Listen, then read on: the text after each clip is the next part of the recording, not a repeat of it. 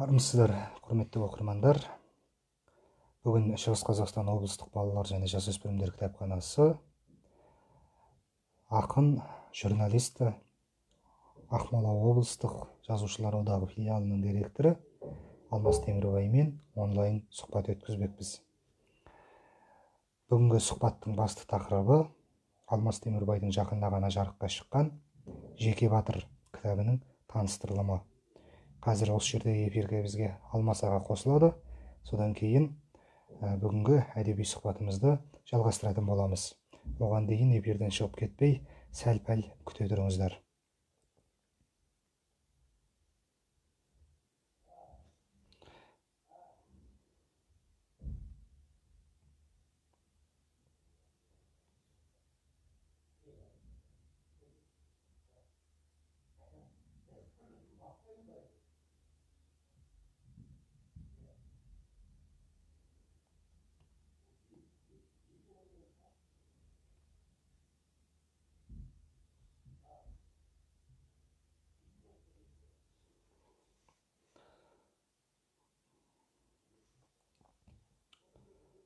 Құрметті оқырмандар, эфирге қосыла беріңіздер. Қазір Алмас Темірбай осында қосылатын болады. Содан кейін біз бүгінгі әдеби сұхбатымызды бастайтын боламыз. Бүгінгі әдеби сұхбаттың негізгі мақсаты ақын Алмас Темірбайдың жақында ғана жарыққа шыққан Жеке Батыр кітабының өлеңдер жинағының таныстырылымын жасамақпыз. Бұл жерде барлығымызға қызық болып отырған Жеке Батыр деген атау. Жеке Батыр деген атау не үшін қойылды екен? Мен қазір бірінші сұраққа осы сұрақты қойғым келіп отыр. Өйткені көп адамдарға бұл көп адамдардың қызығушылығын арттырып жатыр. Қандай мағына береді? Не үшін Жеке Батыр деп қойған? Деген адамдар көп болып жатуы керек. Сондықтан да бірінші сұрақты осылай қойғым келіп отыр. Сіздерде эфирден шығып кетпей осында отырыңыздар. Әдеби сұхбатымызды бастайтын боламыз. Біз Алмас ағаның қосылуын күтіп отырмыз. Қазір ол кісі бізге қосылады.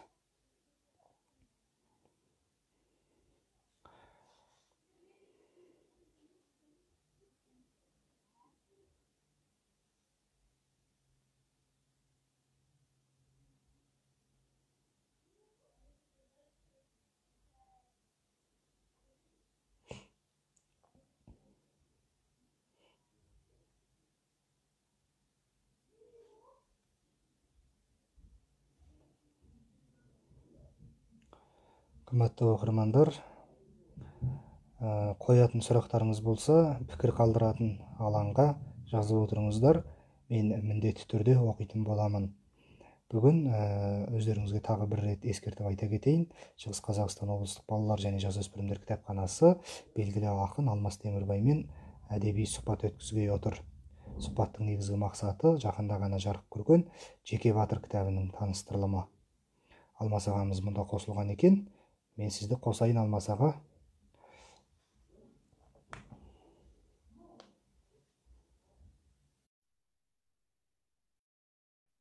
Алмас аға, сізге жібертіп отырмын.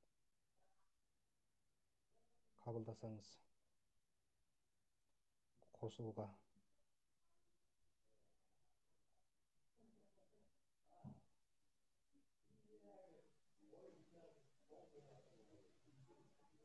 Алмас аға, сізге шақырту жібертіп отырмын сұхбатқа қосылуға. Қабылдасаңыз соны. Мені көріп отырсыз ғой. Алло. Ассалаумағалейкум. Қалыңыз қалай? Уағалейкум ассалам. Аман есенсіңдер ма? Шүкір, аманбыз. Өзіңіз қалыңыз қалай? Денсаулығыңыз жақсы? Көңіл күйіңіз қалай? Жақсы. Эфирге шығып көрмеп едім, қашқақтап жүруші едім, ылғи. Карантин бойы қашып едім. Карантин дегеннің өзі бір осындай дүниеге бір жалпы әдебиетімізді насихаттауға, ақындарымызды, жазушыларымызды жалпы әлеуметтік желідегі оқырмандарға насихаттауға бір жақсы дүние болды. Тікелей эфирде осылай кездесу ұйымдастырып барлығы әйтеуір көріп отырады. Ал Алмас аға, енді бүгінгі Шығыс Қазақстан облыстық балалар және жасөспірімдер кітапханасының сұрауыменен осылай эфирге шығып отырғаныңызға ең бірінші көптен көп рахмет айтамыз. Оқырмандарымыз да аздап жиналып жатыр екен. Сұхбатымызды бастасақ, сіздің рұқсатыңызбен. Жақсы, бастайық. Сәттілік.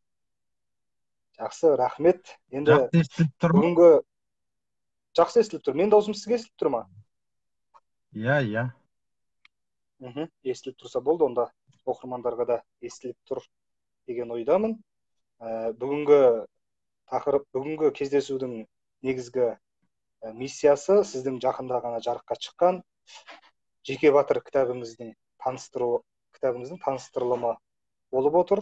Осы кітабыңызды таныстырып, әлеуметтік желідегі оқырмандардың алдында өзіңізбен әдеби сұхбат құрайық деген ойда болғанбыз. Сол күн бүгін жетіп отыр, қуаныштымыз.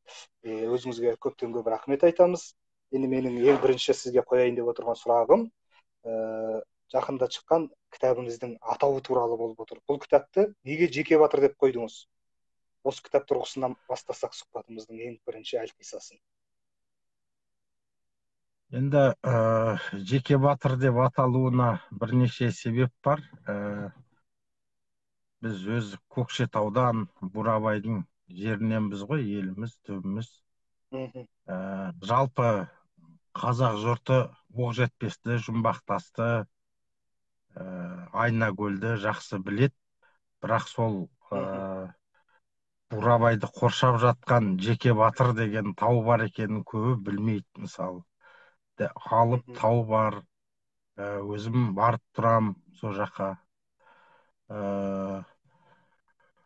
Сосын орыстар бұны бұрмалап спящий рыцарь деп картаға кіргізіп жүрген, кітапқа кіргізіп насихаттап жүрген.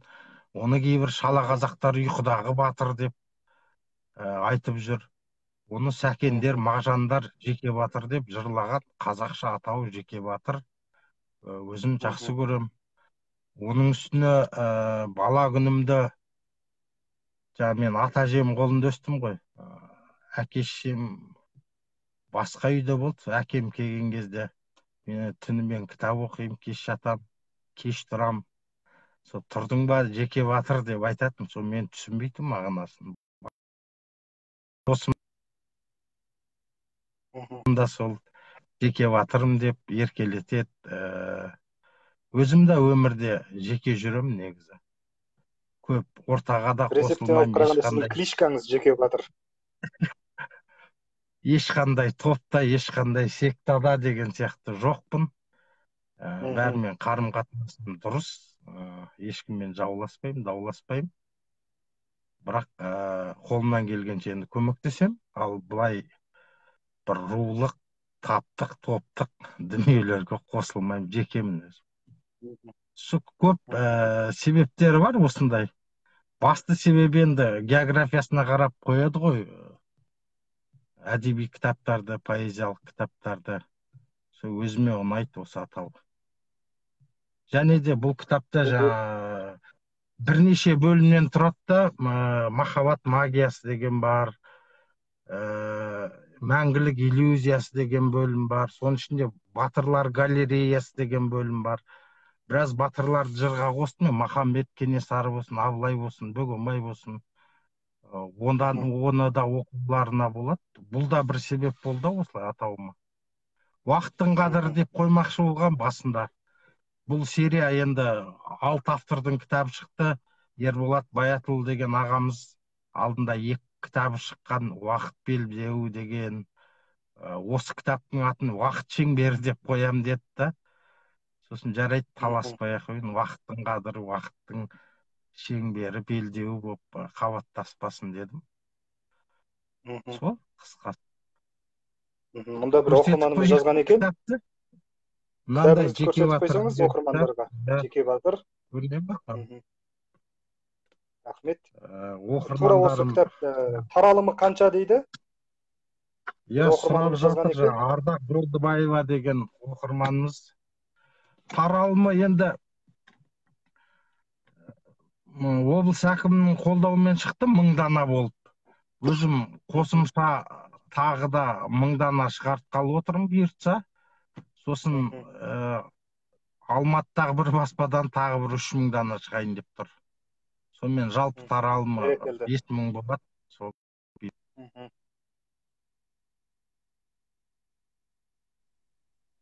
баспа табағы 21 баспа табақ, енді ол 336 бет қой, енді көлемді. Біраздан бері кітап шығарған жоқпын. Осыны сол шығардық енді. Бұйырған осы уақыт болды. Карантин уақыты болса да биыл бітірген бір шаруамыз осы болды. Кітабыңызды іздеген оқырмандар қалай ала алады сізден? Өзіңізге жеке хабарласу керек пе, жоқ? Кітапханаларға, кітап дүкендеріне қойдыңыз ба? Жоқ, әлі ешқандай кітап дүкенінде жоқ, кітапханаға да таратылған жоқ. Енді хабарласып жатса, кітапты аяйтын емес. Ана комментарийіне жазармын, WhatsApp номерге хабарласса болады. Адресі бойынша жеткізеді жігіттер. Жақсы, рахмет. Тағы да бір сұрақ қояйын Алмас аға. Жалпы енді өлеңге қалай келдіңіз? Жалпы ақындар айтып жатады ғой. Ақындар да басқа адамдар бар адамдар айтып жатады. Өлеңнің жолы ауыр жол дейді. Жалпы осы поэзияға сіздің не әкелді? Бірінші тегіміз де ақындық бар.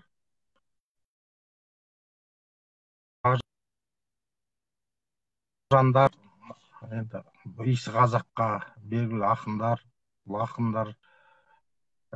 Екінші бір себеп, енді мен 13 жасыма дейін көп мертіктім. Бір қызығы.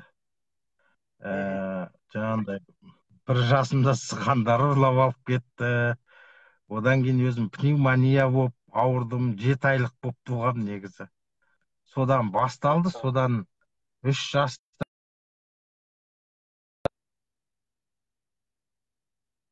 көп жарақат алдым. Содан енді жаз шыққанда жарақаттанасың, сосын ойын балаларына қосыла алмайсың, ақсаңдап. Сосын не істейсің? Кітап оқисың, газет оқисың. Ол кезде интернет жоқ. Біраз кітап қолға түскен, кітаптың бәрін оқыдық. Мал шаруашылығы, ауыл шаруашылығы, ит, құс, аң, табиғат, неше түрлі кітаптар оқыдық қой. Сол енді бізді ақындыққа әкелді ау деп ойлаймын.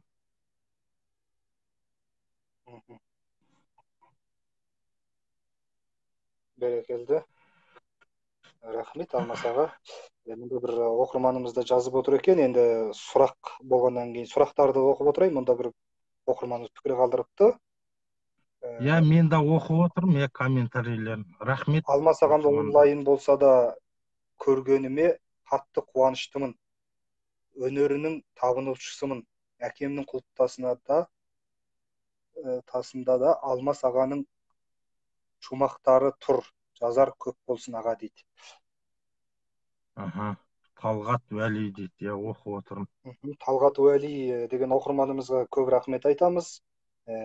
Алмас ағаның өлеңдерін, жалпы өлеңді бағалап отырғанына көптен көп рахмет. Енді Алмас аға, қазіргі уақытта Қазақстанда енді ең көп оқылатын жастардың сүйікті ақыны ретінде өзіңіз көпшілікке танымалсыз. Осындай бір жетістікке жетудің құпиясы бар ма? Жастарға қандай кеңес бере аласыз? Жас ақындарға. Мен білмеймін, танымал дегенде қатты танымал емеспіз ғой, танымалдыққа қызықпаймыз да, көбіне жаңа айттым ғой, эфир, телевидениедан қатып жүрем. Енді бірінші еңбек қой, оқу, іздену, көбірек оқып. Жастарға айтатын бір ескертпе мынадайда, енді түсінікті, бәрі танымал болғысы келеді, я? Мақсат, бәрі де өлең жазады, бәрін жақсы түсінем, өзіміз де сондай жолдан өттік. Бір замандарда агенттің заманы болды. Сол кезде агент енді шыққан кезде бір 84, 88, 89 жылғы қыздар, балалар, жас ақындар бүйтіп статусы болды ғой агенттің. Соған бір шумақтан өлеңдерін салып отырады да, мен ұрсам оларға, айтам, жазбаңдар олай. Өлең жаздың ба? Толық, мысалы 4 шумақ, 10 шумақ жазып, сосын барып жарияла, бір қарап, әйтпесе ішіндегі оты желі жаңағы сол бір шумақпен шығып қалады да, сол өлең болма аяқсыз қалып қояды. Сосын әр жерде, әр статуста бір шумақ өлеңі жүреді. Ол бір кемшілік енді, оқу тоқудан басқа. Екінші нәрсе, танымал бол, мысалы көбіне ВК мен Инстаграмда көп ондай. Танымал болғысы келеді да, жаңа әлі шикі піспеген өлеңдерін жариялай береді. Адам өзіне өзі бірінші сыншы болу керек. Ол жаңа өлеңнің талаптарына толық жауап бере ме, жауап бермей ме, онда шаруасы жоқ. Ойлану керек. Танымал болуға болады. Бірақ қандай өлеңдеріңмен танымал боласың? Мәселе сонда. Нашар өлеңдеріңмен танымал болуға болады. Енді достарың бар, оқырмандарың оқып көреді. Бәленшен деген ұлдың өлеңін. Өлеңі нашар ғой дейді да. 2 рет оқиды, 3 рет оқиды, одан кейін зорлап оқыта алмайсың. Сосын жұрт сенен безіп кетеді, не танып алады, бұл нашар өлеңдердің авторы деп мән бермейтін болады. Жұртты зорлап оқыта алмайсың. Мысалы, өзің ақындарды айтпай ақ қояйын, көңіліме келер. Мысалы, Сейфуллин Жолбарысты бәріміз танимыз ғой. Танимыз. Әндерін білесің бе, тыңдайсың ба? Мен мысалы тыңдамаймын. Зорлап тыңдата алмайсың. Мысалы, каналдан Сейфуллин ән айтып жатса, басқа каналға ауыстырып жіберуі мүмкін, мысалы. Мейрамбек айтып жатса, тыңдайсың ба? Тыңдайсың. Оны ол зорлап тыңдатпайды ғой. Өйткені сен көңіліңдегі, ойыңдағы дүниені айтады да. Сол сияқты жастарға айтар кеңесім, жариялауға асықпау керек, өзіне өз сыншы болу керек.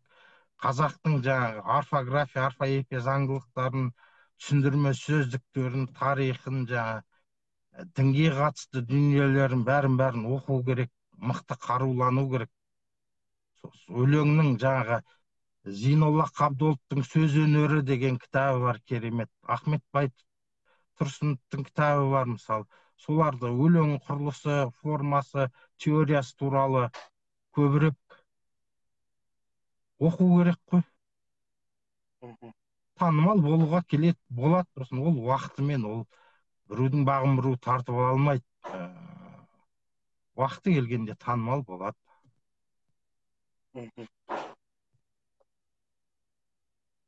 Берекелді, рахмет.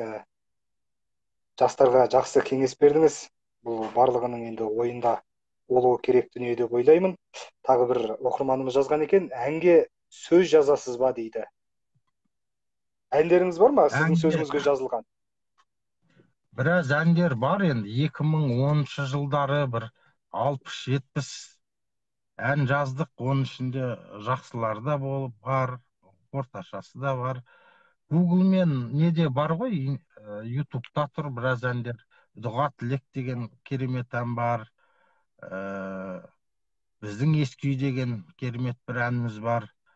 Енді ол әнге сөз жазып жүрдік та, одан кейін жалығып кеттік, кейін жазбайтын болдық. Енді бірақ керек ау деп қайтадан жазайық па деп жүрміз. Қазақтың мысалы қазіргі әндерін сөзі нашар ғой, мойындау керек. Оған әншілердің өздері кінәлі. Анау әнге текст жазып отқан жас ақын дейікші, мысалы, жауапкершілік. Неге шығып кетті? Қызық болды ғой.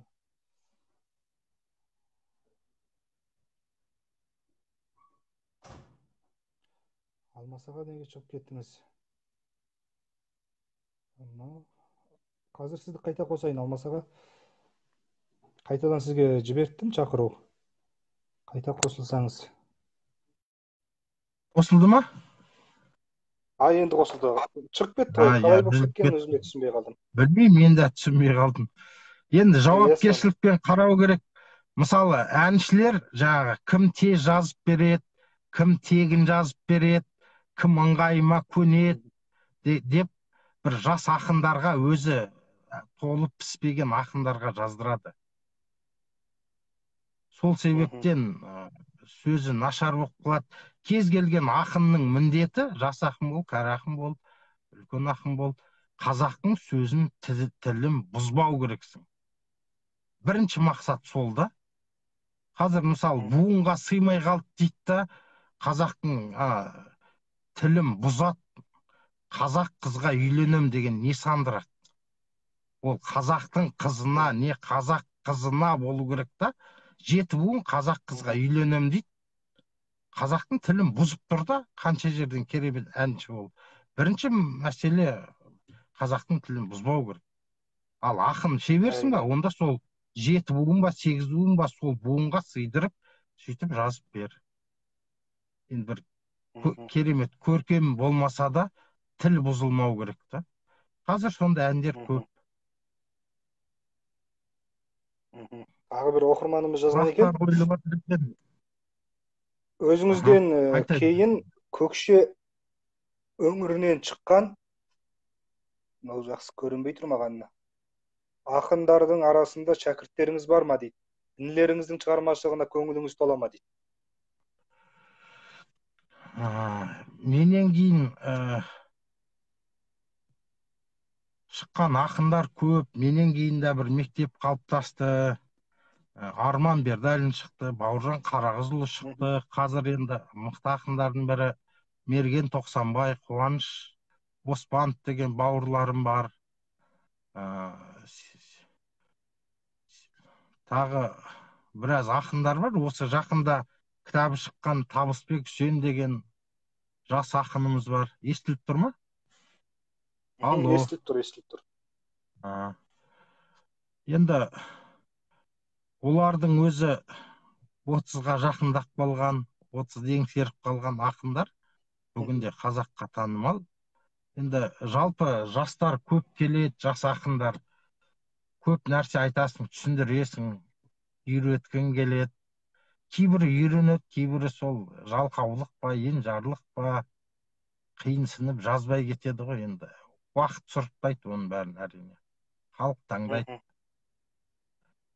Біз 2000 жылдар жағы шабыт фестиваліне қатыстық. О кезде 150-170 ақыннан мысалы қатысқан, сол орыс қазағы бар. Енді солардың бәрі дүркіреп тұрған жас ақындар болған.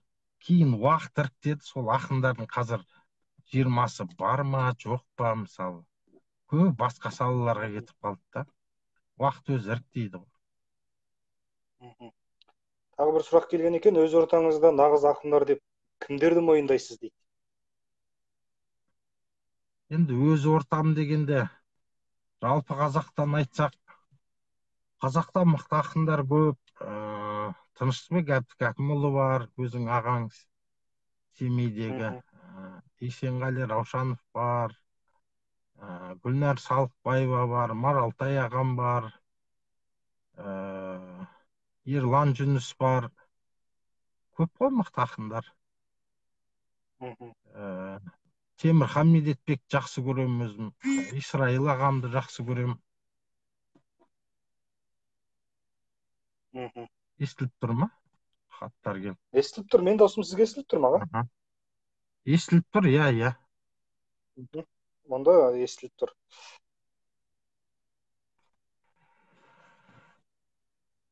Мықты болса мойындасады ғой, мойындайсыз. Қалай байланысуға болады деп жазыпты. Енді Фейсбукты отса, Фейсбукқа жекеге жазса болады ғой хат. Мессенджерге жазса болады, не телефоныма звондаса болады. Оқып отырмын енді, я. Тағы бір оқырманымыз жазған екен, Алмас аға, негізі сіздің шығармашылығыңыз ерекше. Қай бағыттағы, қай стилдегі кітаптарды оқисыз дейді. Сіздің қандай кітаптарды оқитыныңызға қызығып отырған бір оқырманымыз бар екен? Қазір жастардан сұрасаң, енді қазір кітап оқу деген қиын болып кетті ғой, оқымайды ғой көбі. Қазір кітап оқисың ба десең, я оқиын дейді. Қандай кітаптар десең, бай әке, кедей әке, миллионер болғың келе ма деген сияқты бір бизнеске қатысты екінші болма деген сияқты. Я, екінші болма, ол жақсы кітап негізі. Бірақ ол адам психологиясын бұзады ау.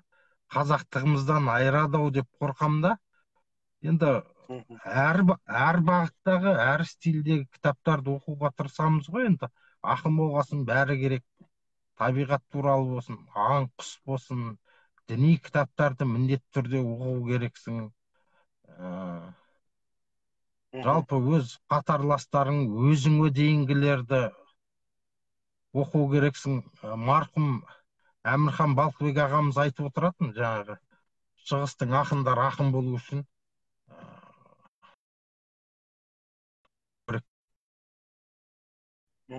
сол сияқты енді мүмкіндігінше оқуға тырысамыз. Оқымай кетсек әлсіреп қаламыз, оны өзі жазғанынан ақ білініп тұрады да. Енді стиль дегенді да мен кейде түсінемін, кейде түсінбеймін. Кейбір ақынның өлеңдерін оқысаң, бәрібір әкенің балалары сияқты да өлеңдері. Бір 2-3 өлеңін оқысаң, 4-ші, 5-ші өлеңдері қандай екенін біліп тұрасың да. Менің өлеңдерім әртүрлі стильде ғой, әртүрлі формада. Менің стилім сондай, әртүрлі жазуға тырысамын да. Бір өлеңіме ұқсамайтын болса деген принциптемін. Тағы бір оқырманымыз жазған екен. Мықты бауырымыз, ақын жазушы ініміз жазып отыр екен, тыңдап отыр екен. Сәлем беріп қойып. Ұларбек ағамыз көріп отыр эфирді. Рахмет. Тағы бір оқырманымыз жазған екен. Сәлеметсіз бе, Алмас ақын? Қалыңыз қалай? Жалпы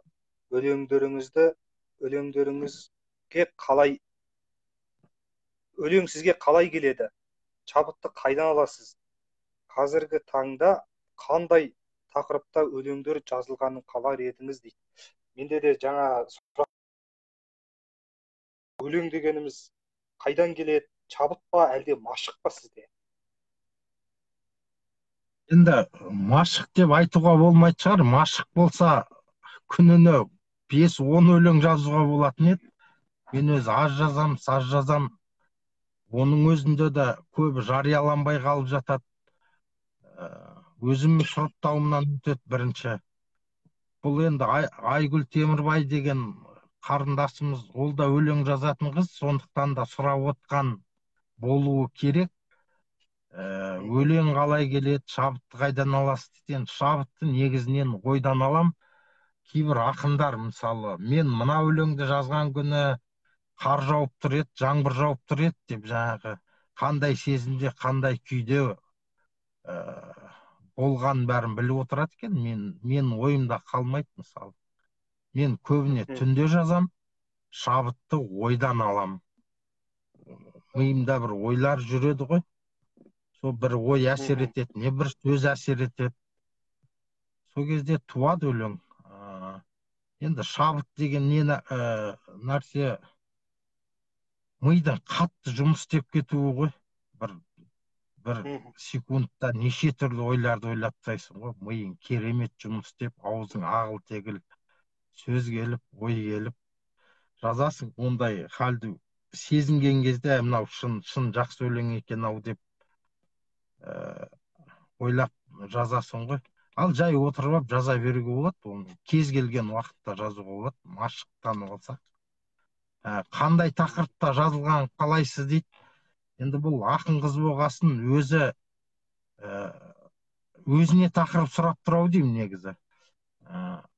Енді қыздар туралы, жаңа тәрбиелік мәні бар дүниелер жазса екен, қазақылық бағытта болсын, ислами өлеңдер болсын, сондай деген қарындасымыз, атамыздың аты бір, бірақ туысқан емес. Тәрбиелік мәні бар, жаңағы ұрпаққа бір пайдасы тиетін, сөз өлмейтін дүниелер жазса екен осы қарындасымыз. Осы қыздың қолынан келеді. Махаббат жазылып жатыр ғой. Және табиғат жазбайды көбі. Қазір табиғатта жазбайтын болып кеттік қой. Жастар көбіне ана бір саясат жазғысы келеді, проблеманы жазғысы келеді. Ол проблема бірақ өлең болмайды ол. Көбі содан адасады. айтуға болатын, жазуға болатын проблемалар болады, бірақ артық та кетпеу керек, кем де кетпеу керек. Ол үшін ақын Мгм. өрелі болу керек. Енді көрген білгенін жазғысы келіп тұрады ғой адам деген. Енді бұрында біз де жазатынбыз, бірақ оның сандырақ болатын. Сосын екі бүктеп жыртып тастайтынбыз. Ол үшін адам пісіп жетілу керек екен. Айтатын сөзді, айтпайтын сөзді бәрін білу керек екен. Өзі білетін нәрселерді жазған дұрыс адам, жастар. Мгм. Берекелді, көп рахмет. Бұл сұхбатымызды Жүкел Қамай ағамыз да көріп отыр екен. Ол кісі де өзінің пікірін білдірген екен. Өркенің өссін бауырым, құлақ салып тыңдарлықтай сұхбат өтіп жатыр деп пікір Я қалдырған рахмет екен. аға, Осы орайда ассалаумағалейкум. Жүкел аға. Мгм. Манарбек Қыдырбайұлы Аға деген енді өзіңіздің ақын, драматург бауырымыз Мгм. да қосылып көріп отыр Манарбек екен. ағамыз да жазып отыр. Аха. Мгм. Ә, Осы орайда енді өзіңіздің өлеңдеріңізден тыңдасақ оқырмандарға. Енді Өлең. әңгімемізді одан ары сосын да жалғастыра берерміз. Ортасынан өлең қосып отырсақ тағы да кішкене дәмі келіп отырар деген ойдамын. Фейсбукке қатысты ғой. Фейсбукқа қатысты бір өлең оқып берейін. Мгм. Фейсбукта өтіп жатыр ғой. Bir түрлі өлең енді. Интернеттің балалары деген өлең. Мгм. Инстаграм, ВКонтакте мен Фейсбук әлеуметтік желі дейді ең үздік. Жалтақтадым үшеуіне мөлиіп, бар тапқаным жалқаулық пен семіздік. Кінәласа тау қопарып шығамыз, ұнамаса банға апарып тығамыз. Интернаттың баласы еді әкеміз, интернеттің баласымыз мына біз. Реал, қиял, қазір екі ғалам бар, қайсысы ақиқат, қайсысы жалған қараңдар. Ғаламшарды жаратыпты Хақ Алла, ғаламторды ойлап тапты адамдар. Бабалары батыр еді біртуар,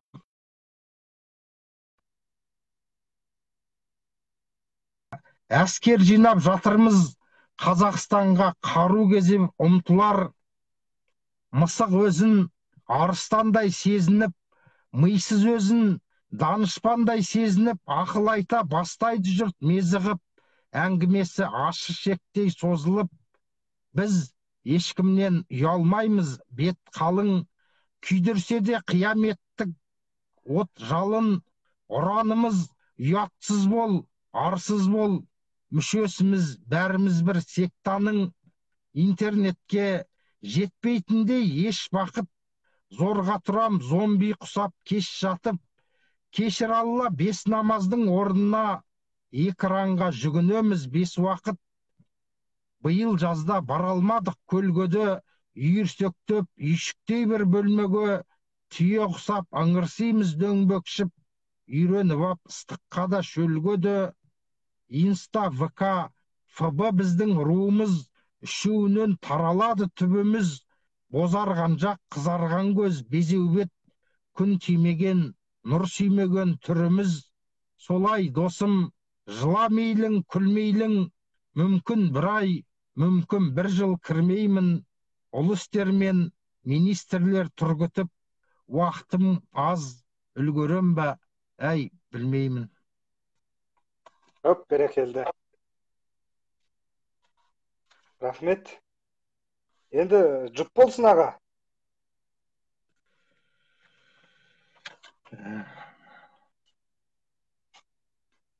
Қандай оқиық? Өлең көп. Лирикалық тақырыпта бір өлең оқып берсеңіз. Лирика.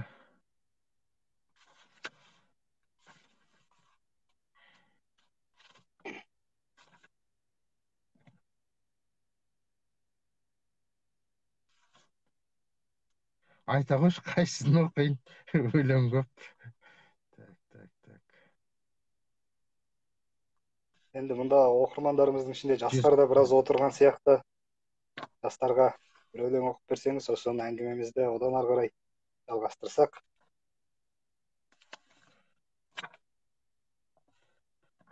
Сенбі күні деген өлең оқып берейін. Сенбі күні сені қатты сағынам, сағынам да сабырымнан жаңылам. Жас жұбайлар лимузинмен өтеді сенбі күні біздің үйдің жанынан. Ресторандар лимузинде табылар, ақ көйлекті алынар-ау алынар. Сенсіз менің тойым қалай өтеді, сен жоқсың-ау, сенен басқа бәрі бар. Жүз ойланам, саған соны айта алмай, жауабыңды естірекем, уай қандай. Сенсең жақсы сезімімді түсініп, көнсең жақсы көңілімді қайтармай. Болар екен біздің той қашан, тойхананы ерте тауып қоймасам, бақытты боп кетем, соны ойласам, бақытты боп кетем, сені ойласам. Сенбі күні сен ерекше сағынам, сағынам да саруайымға салынам. Жас жұбай боп лимузинге мінеміз, қай сенбіде біздің үйдің жанынан. Бәрекелді, көп рахмет. Бұнда да бірнеше оқырмандарымыз жазып үлгерген екен. Манарбек ағамыз Көкшетау туралы өлеңді оқыңызшы деген екен. Тағы бір оқырманымыз жаңа кітабыңыздың бірінші өлеңі мен соңғысын оқыңызшы депті.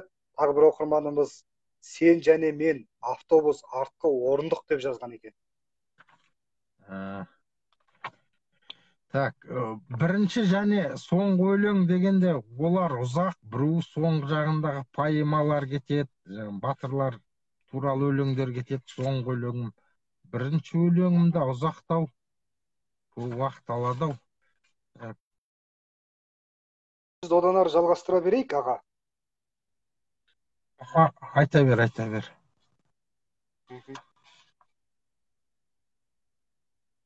Тағы бір оқырманымыз жазды, Алматыға келгенде дейді. Осылардың ішінде тағы біреуін оқисыз ау онда. Алматыға келгенде дей ма? Сол бірінші өлең, сол өлең еді ғой, жақсы оқиын. Екі адам сұрап тұрса. Алматыға келгенде. Аман бол, Алатау, айналып соғармын, қырандай құйындап шыңыңа қонармын. 19 жасымда кетіп ем осылай, 35 жасымда қайтадан оралдым. Армысың Алматы, мың сәлем бәріне, ырзамын Алланың бұйыртқан дәміне. Сен жайлы көңілім әлі де мөп-мөлдір, сен жайлы ойларым әдемі әлі де. Темір жол вокзалы қарайды кімсің деп, көрде тұр мен үнсіз, кетпеймін үнсіз кеп. Перронда тұрмын мен соғадай сол кеудем, пойыздың рельсі секілді дүрсілдеп. Біреулер қоштасып, біреулер қарсы алып, мың түрлі күй кешер мұндағы барша жұрт. Мұңайдым біресе, қуандым біресе, жүректің ішінде Мейрамбек ән салып. Тағдырым тарихтай тұнып тұр жұмбаққа, бақытым жүрмекен мен іздеп бұл жақта. Дидары күлімдеп, дауысы дірілдеп, ғашық боп оқиды жырымды кім жатқа. Удашу шаһарда ағылған жұрттар көп, дос болып оралар, кеткендер дұшпан боп. Орнында Алматы, аман сау барлығы, тек қана ішінде Мағауин Мұхтар жоқ. Менің әр ізімді бақылап есептер, дұшпаным емейлі сөз гулет өсектер. Мен сені аяймын, Меккеге барса да есек боп қайтады бәрібір есектер. Шаң басқан беттерін парақтап өткеннің, білмеймін кімдерге не үшін кектендім. Шын сүйгім келеді бәрінде ей өмір, ешкімді келмейді жек көргім. Алдымда оғанша қарулы күштер бар, бір қағып тастайтын азулы тістер бар. Мен ғана көретін әдемі түстер бар, мен ғана сенетін әдемі істер бар. Ешқашан өкінбе, ешқашан торықпа, рухым тұр асқақтап, шыққандай жорыққа, Шыңғысхан сияқты мырс еттім ішімнен, қорықсаң істеме, істесең қорықпа. Беу деген ай. Рахмет. Жеке Батыр кітабын қайдан алуға болады деп жазған екен.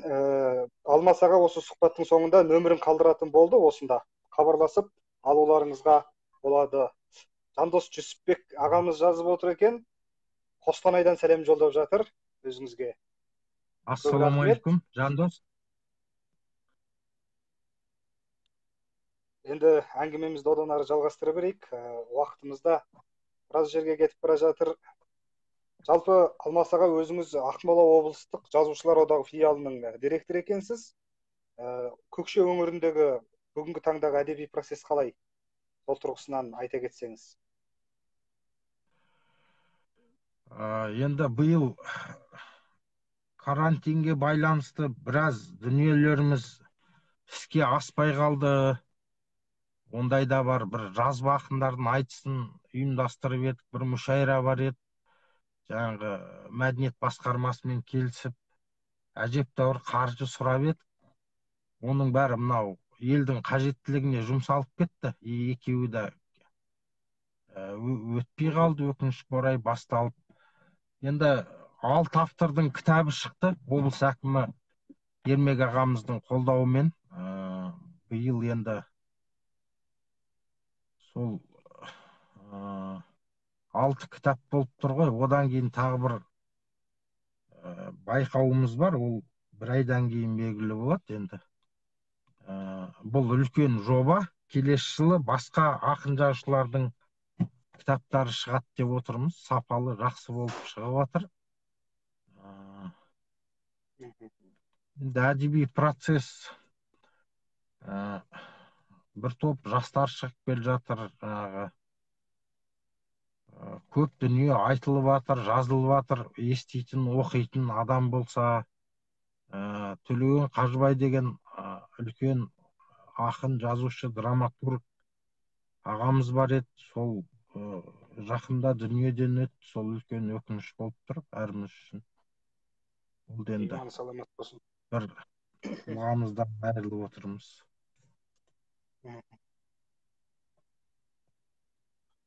Рахмет. Енді бір жылда 6 автордың кітабын шығарудың өзі үлкен жұмыс қой. Бұны бір облыстан бұндай дүние шығып жатқанына әрине қуаныштымыз. Істеріңіз ары қарай жалғасын таба берсін. Жалпы өзіңіз Алмас аға балаларға арнап өлең жазасыз ба? Біз енді балалар кітапханасы ретінде бір осындай сұрақ қойғымыз келеді.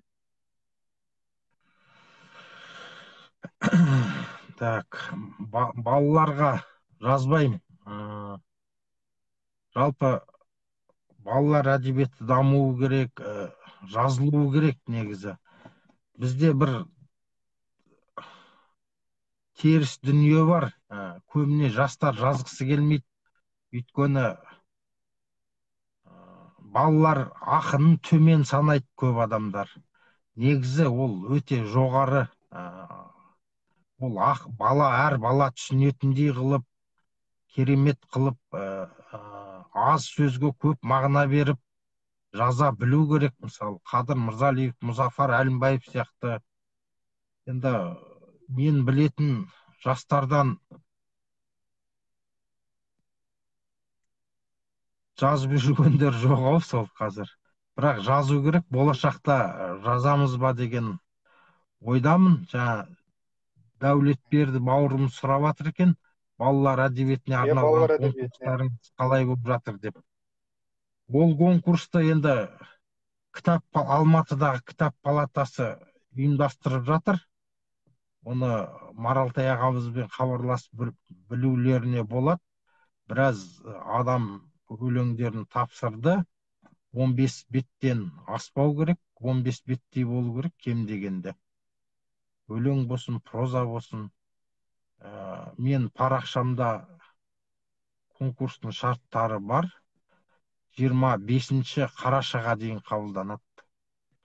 Уақыт бар екен ғой әлі.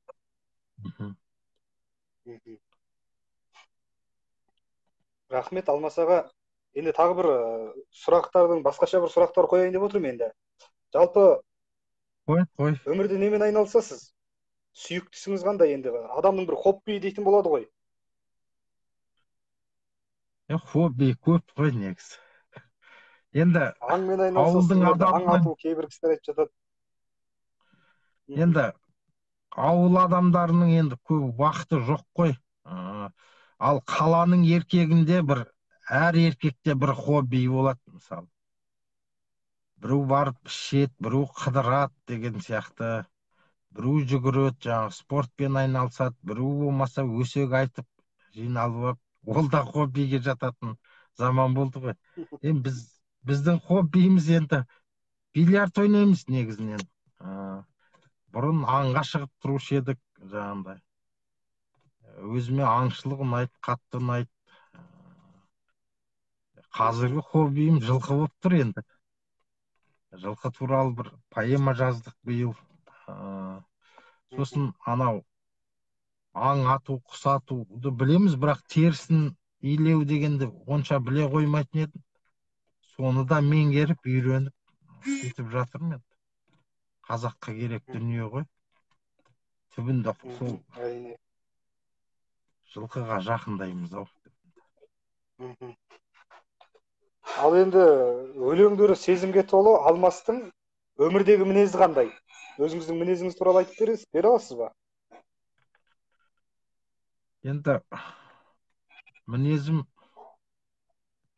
әр кезде әртүрлі ау. Негізі біреу тәкаппар деп ойлайды, бірақ енді Құдай сақтасын.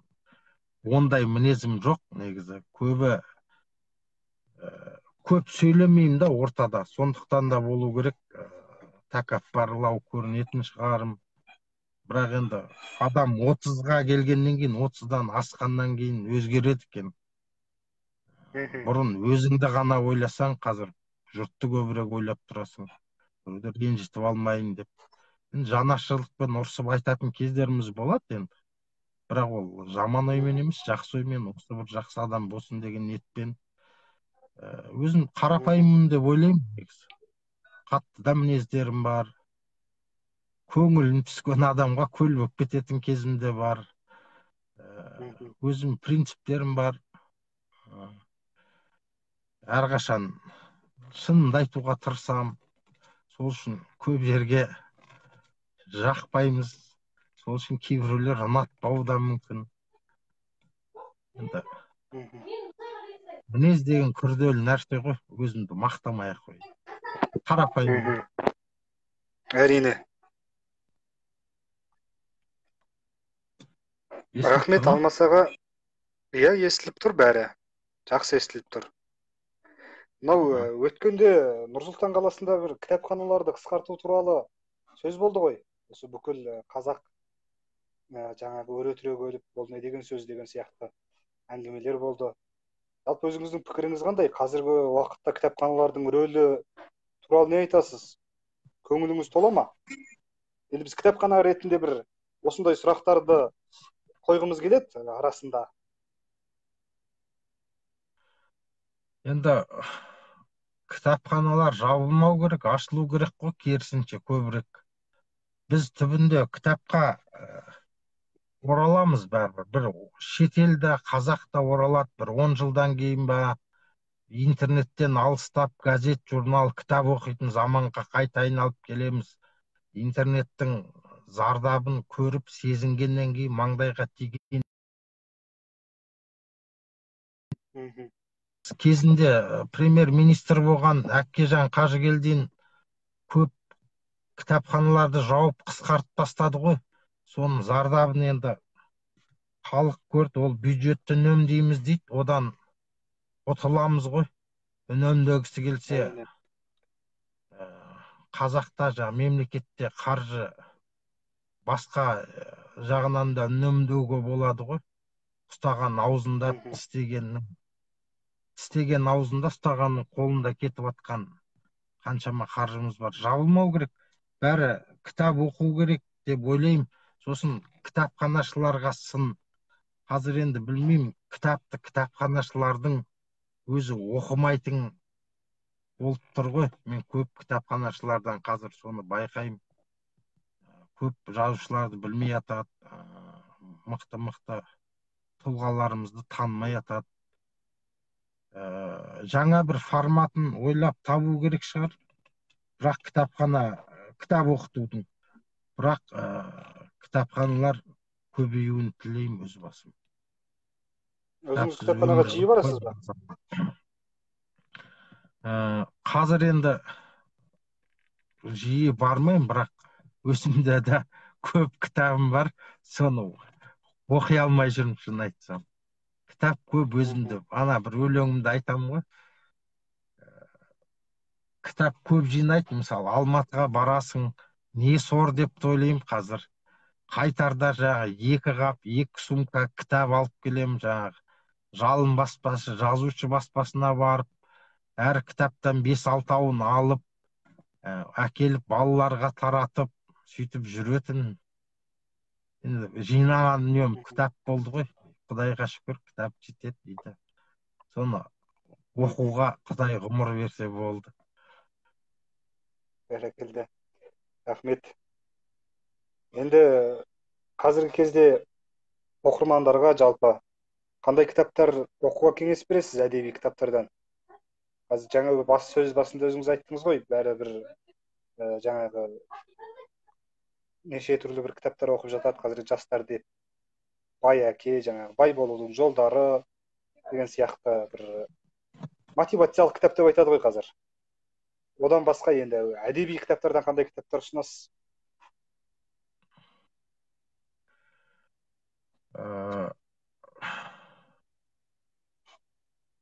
Айтқым келіп еді, бағана айтамын деп ұмытып қалдым. Енді оқимын десе кітап көп қой. Бір тенденция бар да, теріс түсінеді көбі. Осы әдебиет деген, кітап деген тек филологтарға керек, кітапханашыларға керек, ақын жазушыларға керек деп. Кітап деген әр адамға керек қой, соны түсінуіміз керек та. Мейлі сен инженер бол, сен хирург бол, ол өзің тілің ғой, жаңағы мәдениетің, дәстүріңді осы тек әдебиет қана арқылы ала алады да әр адам. Қазір ешкім ақыл айтпайды, ақыл айтса да тыңдамайды. Сондықтан бірден бір жолы сол дұрыс кітаптарды оқу ғой. Интернетте неше түрлі ақпарат жүреді. Оны рас болуы мүмкін, өтірік болуы мүмкін. Оның психологиясын бұзатын дүниелер көп. Мысалы қалыптасқан танымал қаламгерлердің кітаптарын оқыған дұрыс адамдар. Мысалы Дейл Карнегиді оқып жаңағы өзгеріп кеткен, жаңағы дүние қуып кеткен достарым да бар да, мысалы. Ол біздің менталитетке қарсы, жаңағы ұлттық тәрбиеге қарсы. Сондықтан мен классиктерді оқу керек деп ойлаймын негізінен. Ғабит болсын, Әуезов болсын, Сәбит Мұқанов та керек қазаққа. Енді оның өмірін сөз етпей ақ қояйын, бірақ жазған дүниелері керемет қой. Тарихи кітаптарды көбірек оқыса деп ойлаймын. Қазаққа рух берер, тамырын, тегін білу керек әр қазақ. Оқитын кітап көп қой қазақта, әдебиетінде. Адам болса. Әрине. Ол қазақ әдебиетін оқып тауысу мүмкін емес қой бір адамға бір ғұмырында. Бірақ енді ол таңдап оқу, соның ішінен талғап оқу, енді әркімнің өзіне байланысты шығар. Енді уақытымызда біраз жерге барып қалған екен. Алмасаға әлеуметтік желідегі оқырмандарыңызға өзіңіздің айтарыңыз болса, осыны өзіңіздің жақсы бір өлеңіңізбен аяқтасақ, жаңа оқырмандарымыз сұрап отырды жоғарыда. Ол өлеңдердің бірімен аяқтасақ бүгінгі эфирімізді. Сен және мен автобус, артқы орындық деген өлеңдерді сұраған екен. Көкшетау туралы өлеңіңізді оқыңызшы деген екен.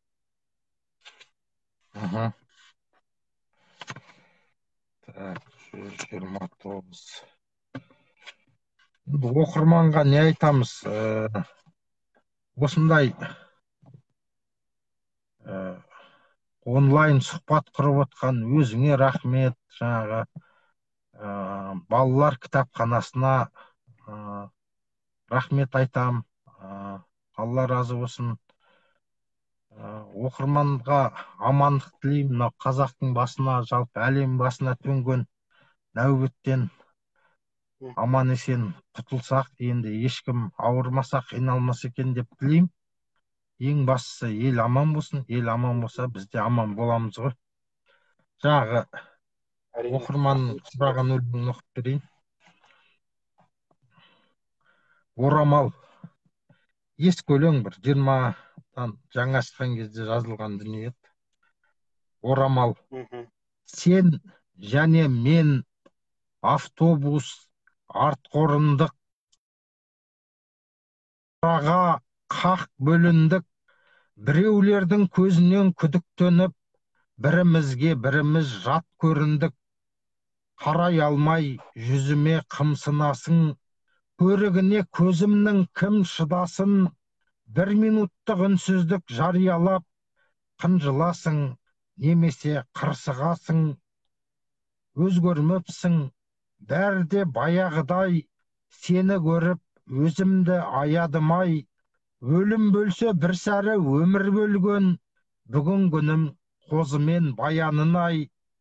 Кеткім келді көліктен түсіп жылдам, тіршілік-ай тышқанмен мысық қылған. Солып қаптау ерінің солып қапты, қып-қызыл боп шиедей пісіп тұрған. Ұмыт жақтық, бәрінде ұмыт тұрды, 40 түрлі қызықты 40 түнгі. Күнәсі көп жүрегім жылап тұрды, кінәсі жоқ жанарым күліп тұрды. Не қыл дейсің сен енді, жоқ амалым, жоламадым жаныңа жоламадым. Жоламадым, әдейі жоламадым, бар болған соң басыңда орамалың. Бәрекелді. Көп рахмет.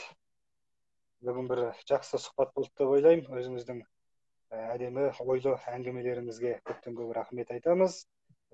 Шығыс Қазақстан облыстық балалар және жасөспірімдер кітапханасының атынан көп рахмет айтамыз. Шығармашылық табыс тілейміз. Жаза беріңіз. Кітабыңызды бұйырса біздің кітапханаға да алдағы уақытта келіп қалар деген ойдамыз. Оқырмандарымыз да алып оқитын керек. Жаңа кітапты қайдан аламыз деп жатқан оқырмандарға тағы бір рет ескерте кетейін. Алмасаға телефон нөмірін жазатын болды.